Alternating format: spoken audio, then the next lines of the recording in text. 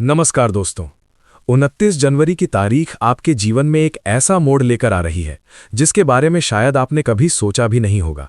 ये कोई साधारण दिन नहीं है और ना ही ये कोई साधारण वीडियो है। अगर आपने इस वीडियो को बीच में छोड़ दिया तो समझ लीजिए आप अपने जीवन की सबसे बड़ी सीढ़ी की चाबी खुद ही समुद्र में फेंक रहे हैं, क्योंकि 29 जनवरी को पड़ रही है जया एकादशी।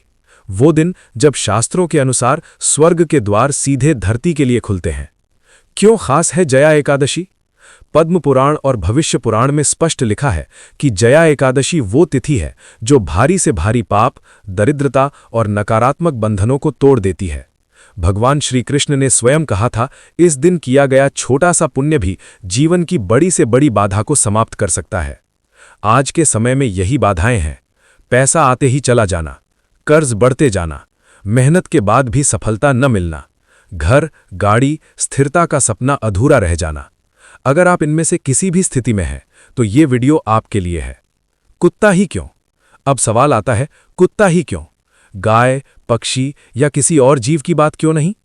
दोस्तों, शास्त्रों में कुत्ते को साक्षात काल भैरव का वाहन माना गया है। और काल भैरव भगवान शिव का वो रूप है जो शनि, केतु और भाग्य के सबसे कठोर दोषों को पल भर में शांत कर देते हैं। ज्योतिष के अनुसार शनि कर्म और कर्ज, केतु रुकावट और दरिद्रता, और इन दोनों ग्रहों का सीधा संबंध कुत्ते से माना गया है। अब आता है महाउपाय।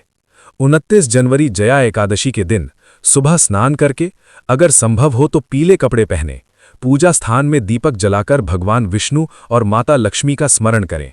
अब रसोई में जाएं और गेहूं का आटा लें, उसमें मिलाएं थोड़ा सा गुड़, सूर्य और मान सम्मान के लिए, काले तिल कर्जनाश और शनि शांति के लिए, एक चुटकी हल्दी गुरु और भाग्य जागरण के लिए। इन तीनों को मिलाकर शांत मन से आटा गूंथें और मन ही मन जप करें, ओम नमो भगवते वासुदेवाय।